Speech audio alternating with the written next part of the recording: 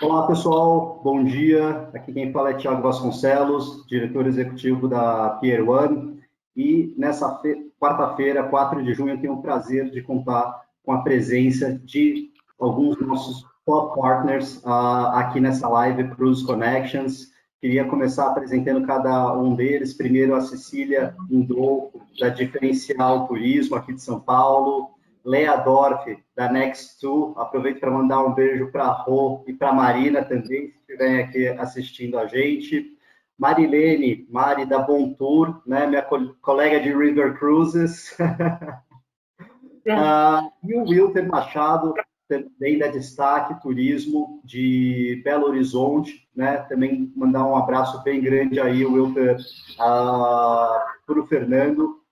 Então, hoje, pessoal, a gente quer convidar nossos colegas agentes de viagem, né, para que eles possam estar apresentando um pouco quais são as perspectivas, as preocupações, né, com relação à questão da pandemia da Covid-19, assim também como com relação ao segmento de luxo. Então, aqui a gente vai estar abordando questões que a gente considera relevante e que sejam informações úteis para vocês também. Como de costume, né, a gente espera mais 2, 3 minutos. Eu estou sem câmera, Thiago.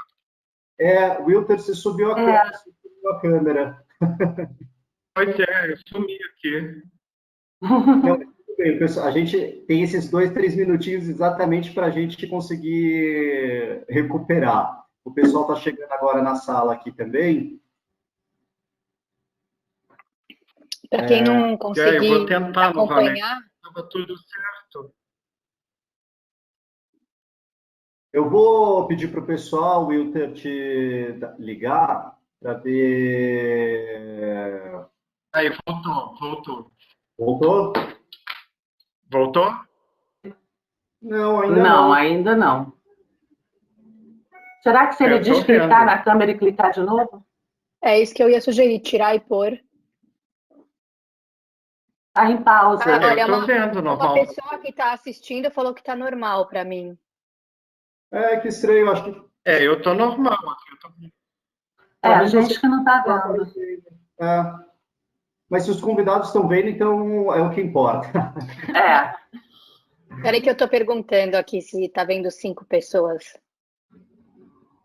Não. Espera aí. Ixi, agora uma pessoa me falou que não está vendo ninguém. Vamos esperar um pouquinho. Só a tela do convite, talvez porque o pessoal está mexendo.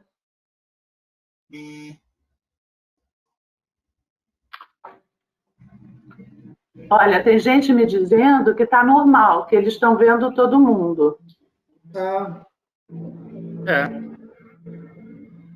Estão vendo o Wilter também, Mari? Deixa eu perguntar aqui. Não estão vendo o Wilter.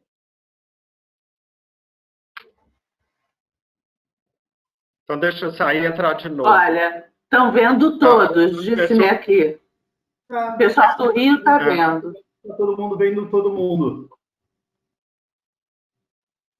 Bem, pessoal, também em respeito ao pessoal que chegou na hora, a gente vai começando e depois, Wilter, eu vou em paralelo. Eu vou sair e vou entrar novamente. Tá bom, combinado. Eu vou sair e vou entrar novamente. Começando por aqui. Bem, pessoal, então já fiz as apresentações, acho que a gente já deu os 5 minutinhos para o mais convidado chegar, e muito bom estar com a presença aqui de alguns rostos conhecidos, que agora a gente só consegue ver o nome, né?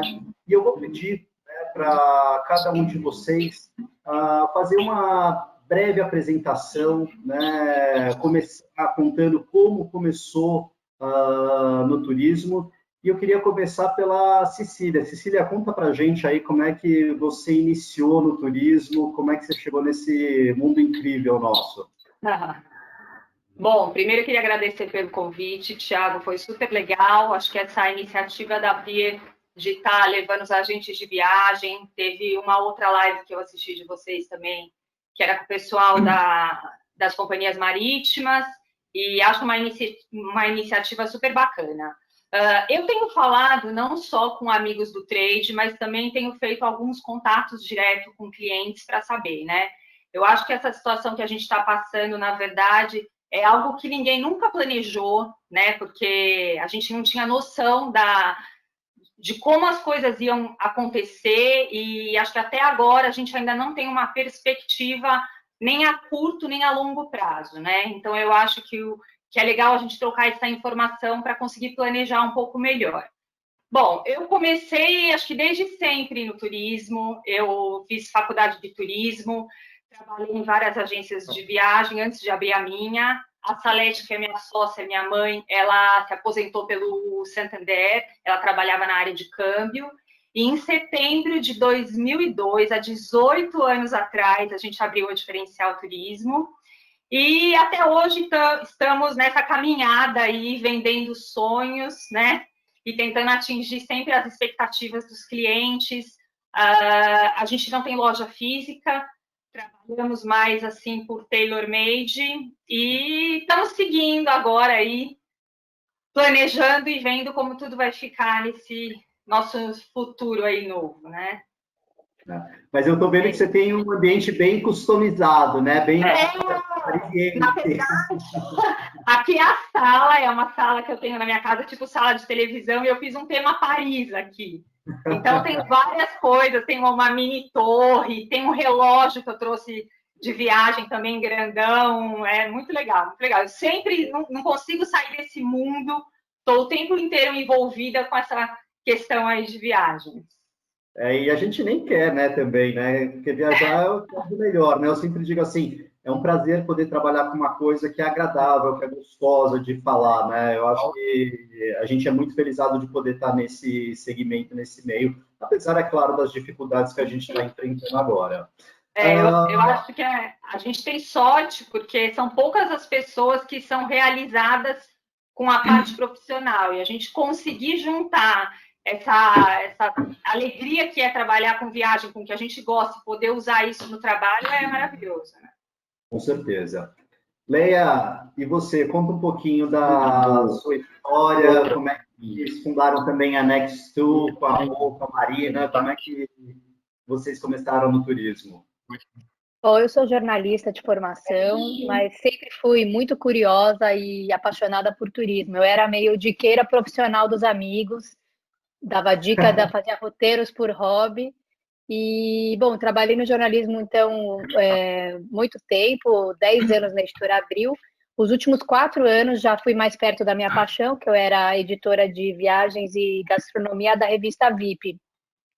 Quando eu engravidei, eu resolvi sair da revista, porque eu pensei que eu não ia trabalhar tantas longas horas se eu fosse para o turismo, né? Só que não. Um engano aí, mas pelo menos eu fui fazer do meu hobby, meu trabalho, uma paixão que eu tinha, como a Cecília falou, né? A gente conciliar o que a gente ama com o nosso trabalho é um privilégio. Então, eu comecei numa agência Virtuoso, onde eu trabalhei 6 anos, aprendi muito, aprendi que não basta saber fazer roteiros, né? Como a gente tem visto aí, muita gente que entra no turismo assim e precisa de chão para entender tudo que está por trás.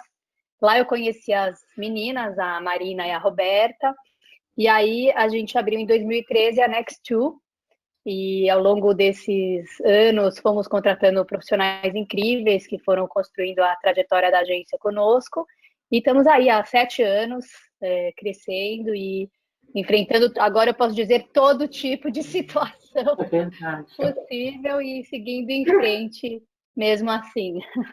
Ah, bacana, Léa, super interessante. Mari, e você, como é que começou com a Bom Tour? Como é que foram os seus primeiros passos no turismo? No turismo, então, foi uma coisa bem inusitada, né? Eu tenho uma sócia, a Liz, e eu comecei, na verdade, porque eu fui fazer a reforma de uma agência de viagens de um amigo que você conhece, do Jorge Adaime, da ABC. Claro, um grande abraço para o Jorge, Pois para é. a Gabriela também. Eu sou arquiteta de formação e fui fazer uma pós em Roma.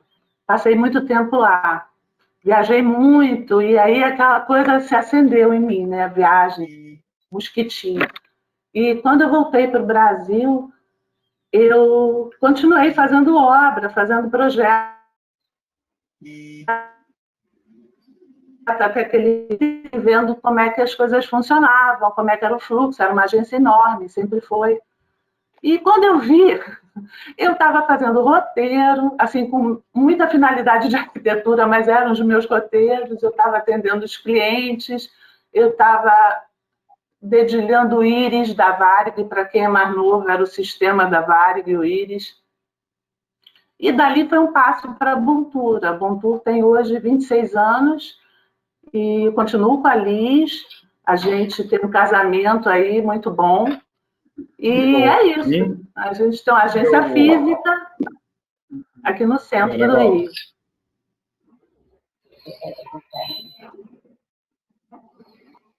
Alô? Oi? Mari? Oi? Ah, tá. Não, obrigado, Mari. Obrigado. Aliás, a gente precisa marcar um daqueles almoços, hein? Faz tempo. Isso, com aquela vistona. Aquela vistona. Assim que as coisas voltarem a se estabelecerem, vou marcar com o Américo da gente fazer um almoço aí. Vamos sim. E você, conta um pouquinho como você e o Fernando começaram junto na Destaque. Qual é a tua história no turismo? A minha história no turismo já tem bastante tempo, já venho de mais de 20 e poucos anos, não vou falar tanto, porque senão vou ficar até mais velho, né?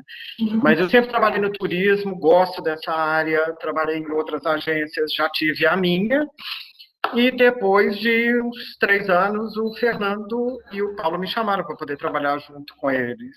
E gosto da Destaque. A Destaque já tem 20 anos já no mercado, é do Fernando. É uma agência que, igual você conhece, é uma agência que tem um diferencial todo. Os nossos clientes são clientes amigos, conhecidos. É uma... Como vou te falar, aquela coisa bem mineira, né? Bem de casa, né? Mas eu acho que você falou uma coisa muito importante. Eu acho que o perfil de todos vocês aqui, né? Os clientes acabam se tornando amigos ou são amigos que acabam se tornando cliente, né? É uma relação muito pessoal e muito de confiança. E eu acho que esse é um dos principais segredos das agências hoje, né? Você ter aquela pessoa que você confia. Eu acho que aí fazendo uma referência à antiga profissão da Mari, né? Que nem um arquiteto, né? Você vai trabalhar com um arquiteto que você confia, que você teve uma boa recomendação, ele vai estar mexendo com uma parte muito importante da sua vida, né? O arquiteto com a sua casa, né? Com o seu escritório e nós com os sonhos deles, né? Viagens representam tem muitos significados dependendo da fase da vida que você está. Então, acho que você colocou isso muito bem. Bem, pessoal, vou passar então agora para a primeira pergunta dessa nossa rodada, e é claro, né, tenho que começar falando de cruzeiros, e aí eu queria que vocês comentassem qual foi o último cruzeiro que vocês realizaram e também mencionar a experiência mais bacana, que mais mexeu com vocês. Eu digo aqui, às vezes pode ser um pequeno detalhe, eu vou até aproveitar e compartilhar a minha, eu já compartilhei ela, inclusive, em outra live. Eu estava num cruzeiro da Crystal e a gente estava jantando, e no final do jantar o garçom perguntou, o que você vai querer de sobremesa? Eu respondi, não quero nada, né? Nothing. Ele me trouxe um prato, né, com a calda de chocolate, nothing. Então, assim, pequenos gestos que fazem uma super diferença. Eu achei aquela coisa incrível. Era um fun trip, então eu estava com outros colegas, agentes de viagem, e naquele momento todo mundo falou, nossa, né? Eu acho que são esses pequenos momentos que tornam as viagens especiais e que a gente vê um mindset realmente por trás das companhias. Mas agora, então, eu vou pedir para vocês compartilharem um pouco a história de vocês E aí eu vou querer que, Mari, você conta para a gente qual foi, então, o seu último cruzeiro e qual foi a tua melhor experiência? Então, é difícil falar, né? Mas são tantos cruzeiros bárbaros. O que a gente fez junto foi bárbaro também, mas não foi o último. O último foi um cruzeiro da Silver Sea, no Silver Spirit, ano passado, em março. Parece que foi ontem, né? Esse ano ainda não existiu. Enfim. E nós fizemos com um grupo de 8 amigos, agentes de viagem, que muitos estão aqui assistindo. E foi, assim, uma maravilha. Foi pelo Caribe Sul, e terminou em Porto Rico. Fizemos as ilhas de Martinica, Antigua, Barbuda, Sambate, enfim, foi bárbaro. E, assim, até eu, na verdade, como a minha cabeça é muito voltada para a Europa, sempre, eu tinha um pouco, assim, de restrição, não sei porquê. Eu tinha feito um cruzeirinho pelas Bahamas uma vez e fiquei com aquela coisa na cabeça. Não tem nada a ver, foi espetacular. Foi assim, eu me lembro, me dá vontade de rir o tempo inteiro, porque foi muito bom. E eu acho que assim, fala. Não, desculpa te interromper, e foi muito bacana que você fez, né? Já foi após a reforma do Silver Spirit. Exatamente. Estendido, né? Ele cresceu para ficar mais parecido com o Silver News. Então você pegou ele novinho em folha. Isso, e eu já conhecia o Silver News, porque eu fiz a travessia, né, da Argentina para o Brasil. E aí, então eu já estava assim super me achando dentro do navio, né? Já me achava que eu sabia de tudo. E assim, a melhor experiência, tem várias, mas uma que foi bárbara foi o jantar no Ladame, né? No Relais Chateau. Nós fomos. Foi realmente uma experiência ímpar. Assim, a forma como eles servem, as brincadeiras que eles fazem, muito pequenininho, né? Muito concorrido. Não dá para mais ter essa experiência, né, Mari? Porque não tem mais a parceria com o Relais Chateau. Então, essa experiência foi única. Foi única. Olha, eu tenho até vergonha de dizer, eu acabei nunca jantando no Ladame da Relais Chateau, nos navios da Silver Sea. Eu não sei onde enfiar minha cara, mas bem, paciência. O lado bom é que agora a parceria passou para a Ponam, que é outra companhia também no nosso portfólio. Eu já, se eu for no navio da Ponam, eu não vou deixar de ir nas viagens do Relais Chateau também. Legal, obrigado. Mas fatalmente a Silver Sea vai fazer alguma outra parceria bacana, né? Não é um problema. Não, com certeza, isso não, isso não. Wilter, e você, qual foi o último cruzeiro que você fez e a experiência mais bacana que você pode compartilhar aqui com a gente? Eu fiz alguns cruzeiros, foram no Caribe, já tem mais tempo, e o que eu gosto muito são os cruzeiros fluviais. Que você tem a oportunidade de conhecer as vilas, as cidades, parar. Depende muito de onde que você está indo. O último que eu fiz foi o do Douro, que é muito bonito. Você vai conhecendo os vinhedos. E é muito interessante. E eu gosto de navios menores, que você tem a oportunidade de conhecer as pessoas, conhecer a tripulação, vai fazendo os roteiros, você desce, vai conhecendo alguma região. E um dos que eu fiz, que eu acho um dos mais bonitos, para mim, foi conhecer a selva amazônica. Assim, eu queria conhecer o lado peruano, que eu conheci o brasileiro, que é uma das coisas mais bonitas que tem, né? E, para mim, eu gosto dessa parte, eu gosto dos cruzeiros menores. Você tem uma interação maior, você para na cidade, você conversa com as pessoas. Hoje tem esses cruzeiros que você faz um trekking, uma bicicleta, ou você faz uma gastronomia. Isso me interessa. Isso é o tipo de público que é o nosso, que a gente tem, entendeu?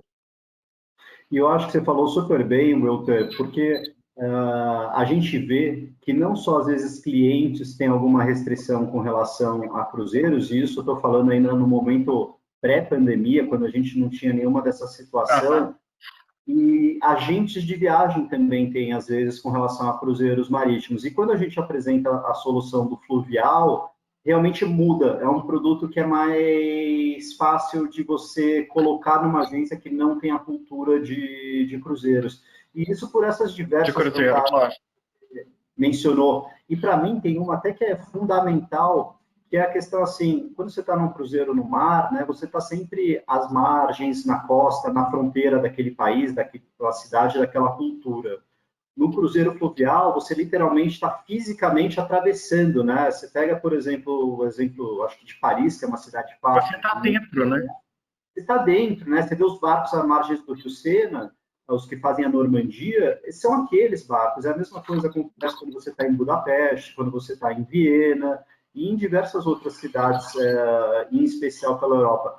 E além do que, né, tem uma vantagem muito grande também o fluvial, que não balança, né? O navio ele desliza porque no rio não tem onda. Então, é realmente um produto que cresceu bastante na última década para a gente, o fluvial.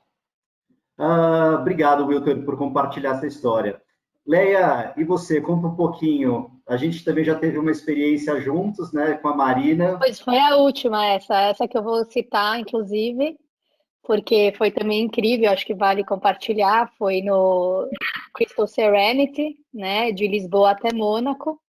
E, puxa, foi muito bacana, né? A gente, primeiro, para conseguir saber um pouco mais sobre o que estava planejado aí para a marca Crystal, né? Então, como foi uma viagem que a gente fez pela Pier One, tivemos essa oportunidade de conhecer os planos de expansão e os planos futuros da Crystal. As paradas todas foram incríveis. Então, a gente parou em Barcelona, paramos em Cassis, que foi um sonho para mim, foi demais, porque a gente foi conhecer as Calanques, que era um sonho para mim, né, Foz. Eu queria muito, né? Que eu lembrei quando você falou dessa viagem, eu lembrei dos Calanques de Cassis, para quem eu também. Eu não conhecia, nunca tinha falar, mas vale a pena dar um Google, Calanques de Cassis. São os fiordes, né? São uma espécie de, como se fosse fiordes da Foz, e é lindo, né? E a gente teve essa oportunidade, foi muito bacana. E o Porto de Cassis, uma delícia, né? O vilarejo, eu não tinha expectativa, assim, foi uma surpresa muito boa. Mas eu acho que o highlight... queria falar dos restaurantes também. Então, tivemos o jantar Black Tie, que foi super bacana. Eu estava com um pouco de preconceito, assim, jantar Black Tie, mas no final é super gostoso, a gente se arruma.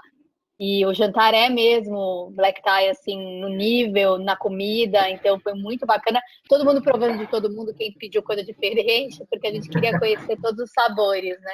E o jantar do Nobu, para mim, foi incrível. 2 vezes eu fui no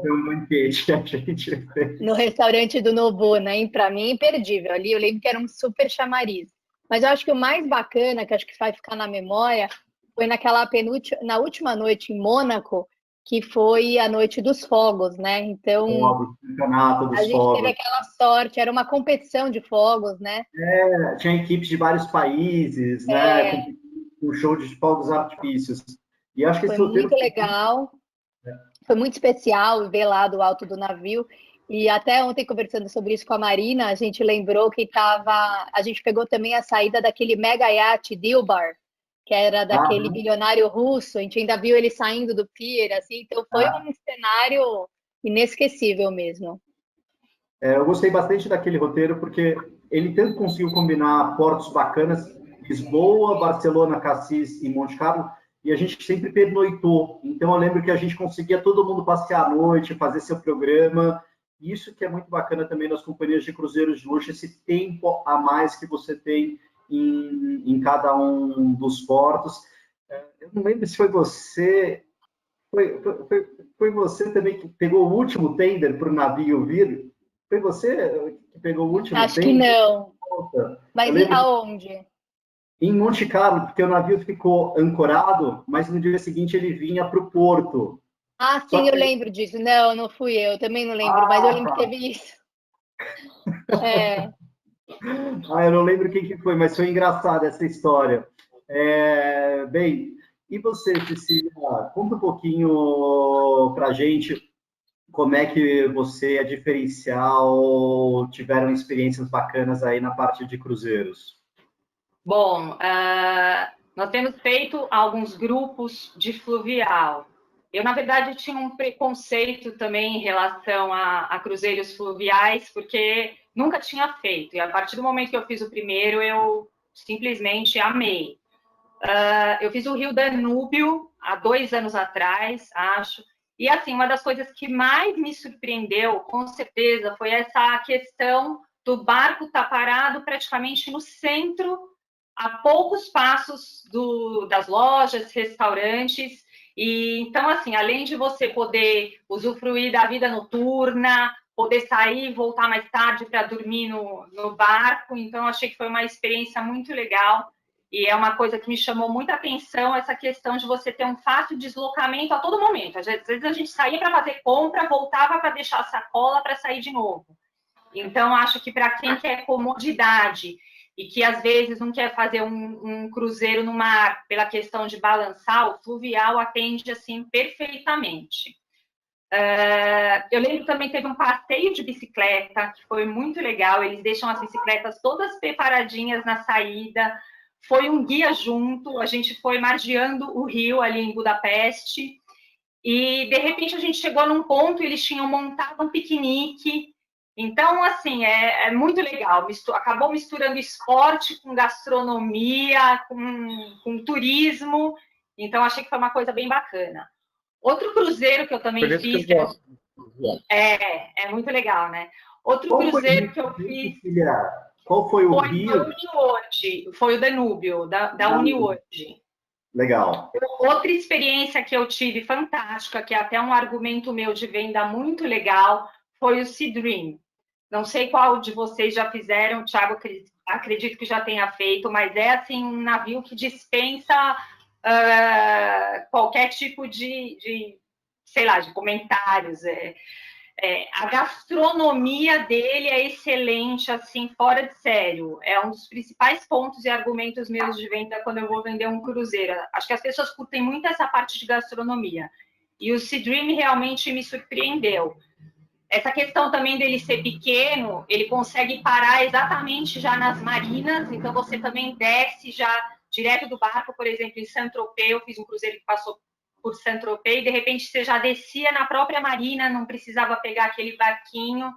Uhum. E a questão da gastronomia que eu comentei dele, eu estava com um grupo, e de repente a comida do barco, do iate, era tão boa que a gente falava, putz, vamos comer no restaurante ou vamos voltar para comer no barco? A gente voltava para comer no barco pela questão da comida ser tão maravilhosa. Então, eu acho que é um ponto alto, assim, muito bom.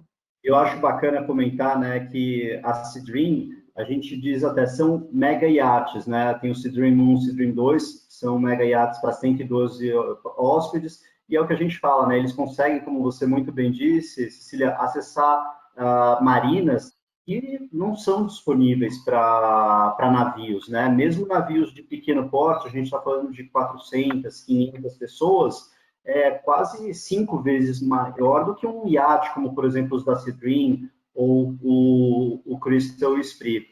E você falou num ponto de gastronomia muito interessante. A Sea Dream também, eu não sei se você experimentou, mas eles têm um menu super vegano também, um também que é raw food, aquela gastronomia que a cozinha não é, a comida não é aquecida, ou é aquecida só a 50 graus, 60 graus, que mantém a qualidade. Então, realmente, eles têm esse lado de wellness, saúde e bem-estar muito forte. Muito bacana e obrigado aí por ter compartilhado essa história com todos nós aqui. Pessoal, para essa nossa próxima rodada, eu queria que a gente debatesse, né, com base no que vocês estão conversando com os nossos colegas agentes, com os seus clientes também, sobre quais vão ser os principais desafios que a gente vai encontrar para ter uma retomada nas vendas de cruzeiros de luxo, e se vocês puderem falar também o que vocês acham que as companhias poderiam fazer, né, para a gente acelerar essa retomada. Isso era até um pouco o assunto antes da gente começar a nossa live, a gente estava conversando um pouco sobre isso, né? Então, eu vou convidar... Leia, você quer começar essa rodada? Sem problemas. Eu acredito que o maior desafio que a gente vai enfrentar, que as companhias vão enfrentar, é o medo do viajante, né? O grande desafio nosso como agência será recuperar a confiança em geral, né? Mas especialmente para os cruzeiros, porque realmente tem todo um olhar especial sobre a questão de higiene e segurança em navios, né? Nesse quesito, eu acho que os cruzeiros de luxo têm uma vantagem. Como você estava falando, Thiago, por serem menores, né? Então, assim, os navios menores de todas as companhias vão ser mais favorecidos, eu acho, porque tem menos gente, tem mais possibilidades de fazer isolamento, ou então fazer, por exemplo, toda a parte que é conjunta dos passageiros de uma forma mais, eu quis dizer, falei isolamento nesse sentido, né, de fazer as pessoas estarem mais separadas, ainda que juntas, né. Eu acredito também que alguns incentivos para o viajante de cruzeiro são importantes nessa fase. Então, por exemplo, clientes que tinham viagens agendadas, né, e que foram canceladas, eu estou vendo bastante flexibilização das companhias. Isso eu acho importante, uma coisa que antes era os prazos de cancelamento eram bem duros, né, meses antes, agora são horas, às vezes, né, bem curtos os prazos, ou alguns poucos dias. Vi também, por exemplo, companhias deixando para o passageiro viajar depois um crédito do valor que ele pagou, até maior, o valor do crédito maior do que o valor que o viajante pagou, para ele poder usufruir desse crédito, inclusive também podendo transferir o crédito para outros passageiros. Então, a gente está vendo um movimento de flexibilização que eu acho que é bacana e que atrai o passageiro, né? E eu acho que o caminho é por aí, não vai ser fácil. Acho que a gente tem que ter uma expectativa de retorno lento mesmo. Então, estamos falando aí de 1 ano, 2 anos, para voltar essa confiança, e também muito trabalho de informação para o viajante com relação aos protocolos de segurança e higiene, mas não só isso também, políticas de fronteira, se algo acontece, como aconteceu na pandemia, como eles podem voltar para casa. Tudo isso está bem explicado para o passageiro, vai ajudar nesse problema de falta de confiança. Legal, acho que você abordou super bem diversos assuntos que a gente também poderia aqui ficar falando por horas a fio, né? Mari, e você? Conta para a gente um pouquinho como é que tem sido esse teu feedback, o que você tem visto que vai ser, assim, uma pedra no nosso sapato para a gente estar retomando as vendas, e o que a gente poderia estar fazendo, né, junto com as companhias para estar acelerando.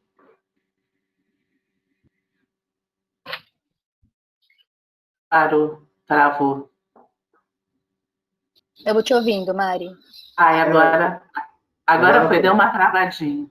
Então, a Leia já abordou, assim, para mim, as coisas mais importantes, né?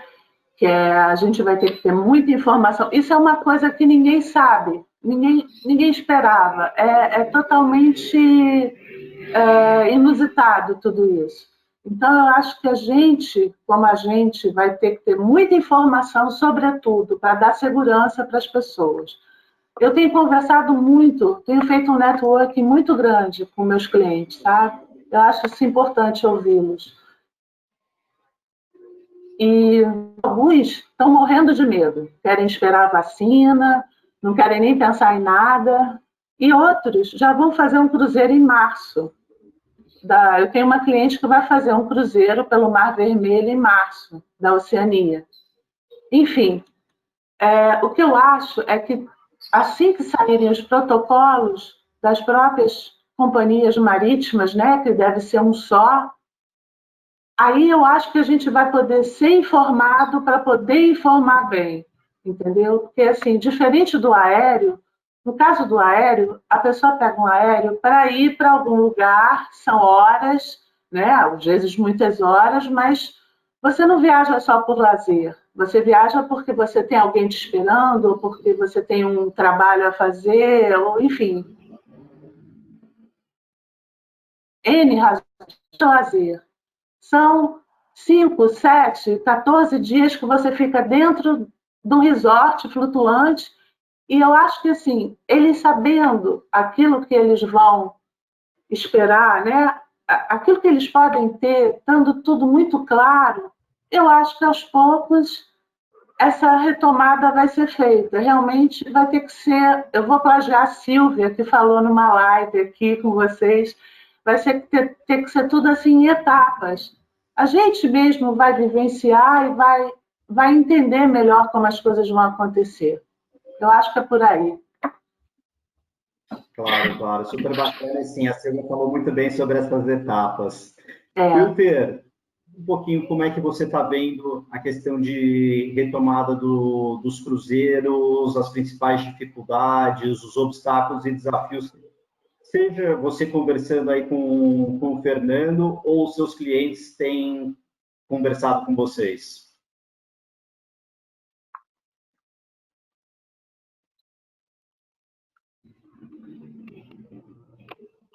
Falhou um pouco, mas eu já entendi o que você quis dizer. É o seguinte, eu acho que a Leia já definiu tudo que seria o que a gente vai precisar. É uma confiança, um direcional, é realmente saber o que vai acontecer, as informações que a gente pode receber para poder dar uma segurança maior para os nossos clientes e os passageiros de cruzeiro. Nesse começo da pandemia, vários cruzeiros, a gente viu na mídia, vários cruzeiros estavam aí tentando entrar, tentando atracar para poder os passageiros saírem. Deu muita insegurança para as pessoas. Eu acho que em cima disso, em cima da informação, a gente vai poder voltar para uma venda. Mas a gente vai precisar de saber o que vai acontecer agora, qual tipo de protocolo, esse distanciamento. Os cruzeiros de luxo são menos passageiros do que os outros habituais, mas vai acontecer. A gente não sabe o que vai acontecer com o mundo. Então, eu acho que toda a informação, a partir de hoje, não só cruzeiros, companhias aéreas, hotéis, a gente tem que ter uma informação para poder ter uma segurança maior, para poder mostrar para os nossos clientes. E, como diz a Marilene, cada lugar cada país tem a sua fronteira, cada país tem, a gente não sabe aonde que a gente vai chegar. Deu para entender? Eu acho que o que a gente precisa mesmo são as informações. Então, a falta de informação, aliada às incertezas, não só específicas de cruzeiros, né, dos cruzeiros de luxo, mas não é só cruzeiro, eu estou falando em companhias aéreas. Sim, eu entendi. Cecília, você gostaria de acrescentar alguma coisa? Olha, a gente estava até conversando um pouquinho antes de começar, né? E eu estava até contando uma história de um cliente meu que está na Nova Zelândia e precisa voltar. De repente, a gente fez um voo para ele com 2 conexões na Austrália e descobrimos, através de um formulário que foi preenchido via e-mail, que a pessoa não pode fazer 2 conexões na Austrália nesse momento, porque eles só estão utilizando para estrangeiro um visto de trânsito. Então, eu acho que o nosso maior desafio, eu falo sempre para o meu time, nas reuniões, né, que a gente faz, é a informação. Porque eu acho que a informação, a partir do momento que a gente estiver totalmente seguro do como o cliente vai chegar, o que ele vai encontrar, se ele vai conseguir, principalmente no cruzeiro, que vai passando por vários lugares, de repente ele chegar num lugar, saber que ele vai poder descer do navio, saber que ele vai poder fazer as visitas, entrar em restaurantes. Então, toda essa parte de informação, eu acho que vai ser essencial para a gente criar de novo essa segurança dos clientes, né? Porque você imagina a pessoa está fazendo um cruzeiro e, de repente, ela chega numa cidade que não se pode descer turistas, ou que só está limitado para passaporte europeu, ou só para passaporte X, e, de repente, o brasileiro está proibido de entrar naquele lugar. Então, eu acho que, mais do que nunca, a gente vai ter que se informar sobre cada lugar, porque cada um está com uma restrição diferente, um protocolo diferente. Tem alguns países que estão até medindo a febre agora, quando você chega, e, de repente, você chega e tem que fazer uma quarentena, e a sua viagem era de 15 dias. Então, até a gente conseguir entender, né, tudo que vai acontecer e quais são as restrições E desse momento de insegurança, todo dia é uma coisa diferente, né? Quando fechou a fronteira dos Estados Unidos, eu tinha passageiro que se adiantou para embarcar e, de repente, eles anteciparam para 2 dias antes, para uma madrugada. Então, é uma coisa que está mudando todos os dias. Eu estava falando que a gente não pode trabalhar com eu acho ou era assim. A gente tem que se informar do que é hoje e o que vai ser para frente, né? Porque eu acredito que muita coisa vai mudar e talvez, eu fico até pensando o que vai ser necessário daqui para frente, talvez uma carteira de vacinação mostrando que você tomou a febre amarela, que tomou a do Covid. Então, eu acho que esse nosso passaporte também ele vai ter que conter alguma coisa de saúde para poder assegurar o turista estar viajando por vários lugares do mundo. E, Cecília, você já começou, inclusive, né? Você finalizou essa rodada, começando a nossa próxima, né? Que é onde a gente pergunta, né? Sobre um cenário, né, pós-Covid, o que vocês acreditam que vai acontecer? Uma transformação, né, mais efetiva, ou a gente, à medida que o tempo for passando, vai ter uma volta a um novo normal mais parecido com o que a gente tinha até então, até esse pré-crise. Na opinião de vocês, qual deles vai se firmar? É claro que aqui é só para dividir as expectativas, ninguém tem essa resposta hoje em dia, né? E aí, vou convidar o Wilter a puxar essa última rodada aqui. Não vamos ter um novo normal. Tudo está diferente. Tudo já começou a ficar diferente. A gente já está diferente. A gente já não esperava poder estar em casa fazendo uma quarentena, 2 meses, com a agência fechada, sem saber o que você vai fazer, o seu trabalho. Todo dia tem uma notícia diferente, todo dia tem uma companhia aérea que não voa, as nossas fronteiras fechadas. Esse distanciamento social. Ontem eu estava assistindo uma live de um treinamento de hotel. As recepções dos hotéis estão tirando o mobiliário, estão diminuindo. Nunca vai ser o normal. Eu não acredito que a gente vá ser o que a gente era 2 meses atrás, em março, quando começou tudo. Cada dia é um novo susto. Então, todo dia a gente tem uma grande novidade. Então, sinceramente, o normal não vai ser. O que era antes, com certeza não. Nem a gente quanto mais o novo, né?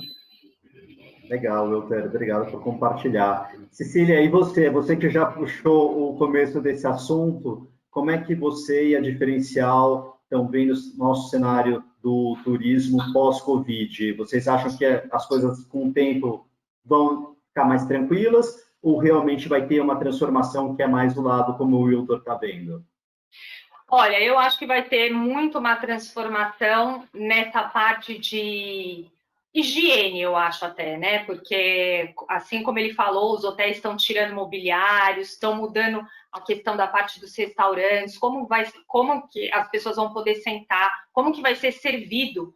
A gente sabe que muitos cruzeiros, foi até um dos temas que vocês abordaram, servem em formato buffet, mas de repente isso vai ter que ser mudado de alguma forma, né? Eu não acredito nessa utilização de máscaras para sempre. Eu acho que vai ser uma coisa temporária, talvez até sair uma vacina ou alguma coisa assim. Imagino que isso é um incômodo, porque eu, por exemplo, não consigo ficar muito tempo de máscara, vou ser sincera. Imagina uma pessoa viajar com a família, passar 10 dias e tendo que usar máscara 24 horas no restaurante. Então, acaba se tornando um empecilho também, né? Você não tem esse conforto para poder viajar. Então, eu acho que algumas coisas, depois que a gente passar por essa parte do Covid, vão continuar, mas com certeza algumas também vão voltar a ser como eram, né? Na questão do trabalho, essa é uma questão que eu acho que a gente está passando por uma metamorfose assim gigantesca.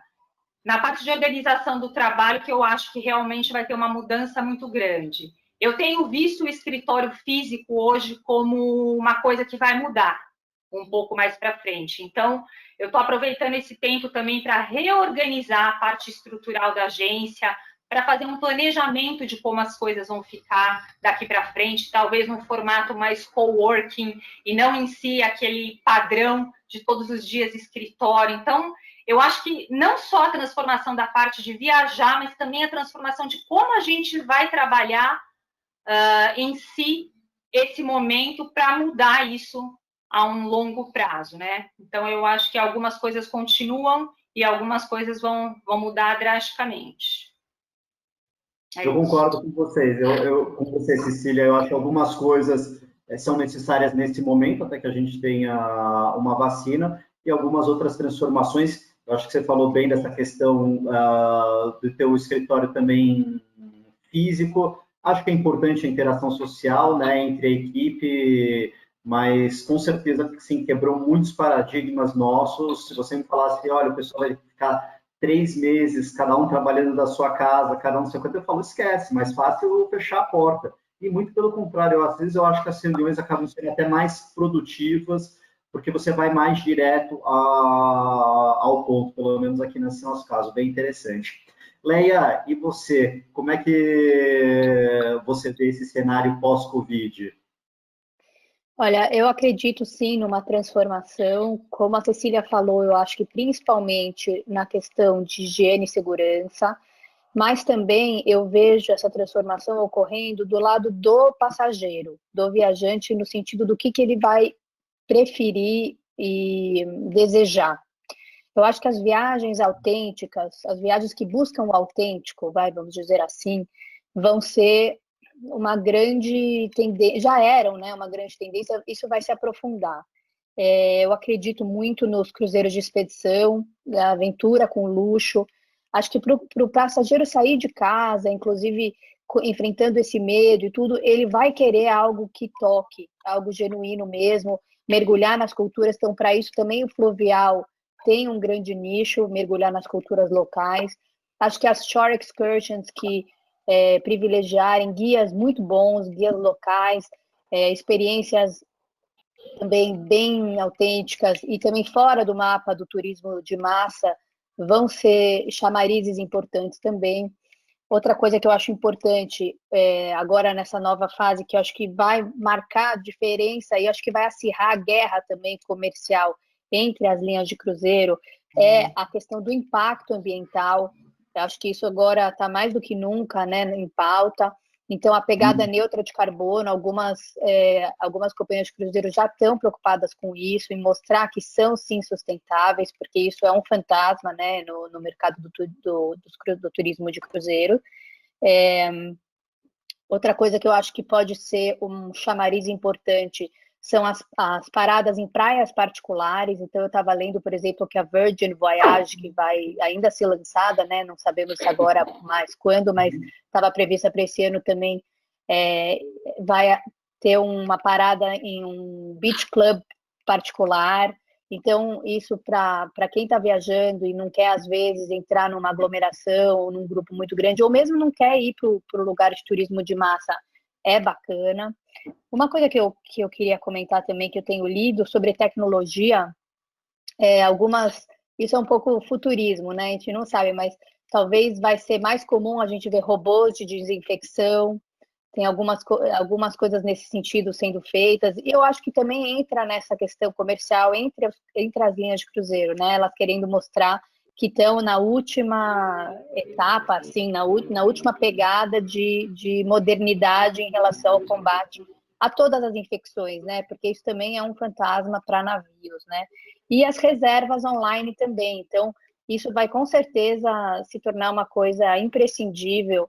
Reservar restaurante, reservar as atividades com antecedência, esse serviço vai ser melhorado, eu acho, das reservas online. Os concierges vão ter um papel muito importante também na parte de reservas e de informações mesmo, e com certeza o cliente final ele vai estar mais exigente. Acho que essa é uma outra, não sei se é uma transformação, mas é o caminho que vai está se mostrando aí como o caminho do futuro. É um viajante muito exigente, muito preocupado, tanto com isso que eu falei, então, por exemplo, da parte ambiental e sustentável, como da própria experiência dele, com a questão da higiene, com a questão da segurança, com toda a informação que é necessária, mas também não adianta jogar toda a informação sem uma forma organizada. Então, aí que entra a tecnologia e muita coisa, tem muito espaço para muita coisa ainda para ser feita nesse quesito, na minha opinião. Ah, legal, nossa, falou muito bacana. Falou tudo. Falou tudo. Não falou tudo porque você que vai finalizar, Maria, aqui, você que vai contar para a gente, então, como você está vendo esse cenário para a gente finalizar aqui essa nossa rodada com os top partners. Então, eu acho que vai ter uma transformação enorme. Já está tendo, como o Wilton falou, eu já estou mudada, todos nós estamos mudados. Assim, eu acho que o Covid veio para ser um parâmetro entre assim, saúde e o comportamento das pessoas. Eu acho que a clientela está esperando que as coisas venham de forma bem explicada para eles. Eles querem ver. Não adianta, eu acho que não vai adiantar a gente ficar escrevendo. Eu pensei aqui numa forma, estava pensando que uma vez eu mandei um grupo de meninos do Liesem, da escola Liesem, para a Disney. E foi pela US Airways, que entrava por Charlotte. E eu fiquei impressionada, porque teve uma nevasca no aeroporto. E, enfim, tudo foi sanado, tudo foi resolvido. A gente botou um ônibus para levá-los por terrestre até Orlando, foi uma maluquice. Mas eu me lembro que o aeroporto de Charlotte, ele tinha um filminho curto, sabe? Que mostrava todos os caminhos e dava o direcionamento. Eu acho que esse tipo de filme pode ser uma boa, uma coisa para a gente mostrar para o cliente, a gente saber, a gente entender como é que os protocolos vão ser administrados e a gente mostrar para eles coisas curtas, sabe? Se postar nas mídias sociais ou se passar para o WhatsApp, eles gostam muito de receber, eu sinto isso. E, assim, a gente vai aprender a passar. A gente não está para trás. Agora, a gente tem que focar no futuro e planejar agora. Como vocês todos disseram, a gente tem que estudar, planejar e ver o que a gente pode fazer de melhor para poder atendê-los. Eles vão confiar na gente. Esse foi um bom gancho que a gente teve, se é que a gente pode dizer assim, para eles voltarem a confiar no agente. A gente tirou muita gente de situação complicada nesse período. Então, eu acho que isso fez com que eles... eu tenho certeza que eles vão nos procurar. Eu tenho absoluta certeza. E cabe a nós estarmos bem preparados, com muita informação, para poder passar para eles. Acho que sim, Maria. Acho que você abordou uma questão muito importante, né? Que foi os clientes verem a importância, né, hoje do agente e dar valor numa situação realmente crítica, né? Porque até então situações aconteciam, mas não eram tão graves, né? Você podia perder um voo, às vezes tem às vezes o quarto não está legal, mas não é uma coisa que muda, transforma você, como o caso que a Cecília comentou, que tem um cliente querendo voltar da Nova Zelândia e você está quebrando. E aí vê, né, como é que eu posso, o valor do nosso serviço, do nosso trabalho, que não é só mais elaborar roteiro, né? Vai muito além disso, é o nosso know-how, são os nossos skills, né? As conexões que a gente tem. Super obrigado por ter complementado, eu acho que a gente conseguiu aqui abordar muitas coisas interessantes, né? Seja do assunto de cruzeiro ou mesmo com relação ao cenário da Covid, como tem nos afetado, né? E também qual é a nossa visão. Como eu sempre digo, eu acho que informação, né? Acho que foi a Cecília que mencionou quando a gente estava conversando, informação também considero que vai ser o segredo para a gente conseguir atravessar esse compartilhamento, né? A gente tem visto o mercado trabalhando mais unido, mais próximo, mais colaborativo. Eu acho que isso é bem importante também. Então, eu queria aproveitar para agradecer aí mais uma vez a participação dos nossos apresentadores, nossos parceiros top partners, assim também como também os nossos colegas aqui, convidados que estão nos assistindo. Obrigado a todos pela atenção e espero poder ver vocês em breve. Obrigado, pessoal. Obrigada a vocês. Obrigada, Um beijo. Thiago. Prazer de conhecer Tchau, vocês. tchau. Obrigada, gente. Obrigada. Obrigada. Tchau, pessoal. Obrigado. Tchau. Obrigado pela oportunidade.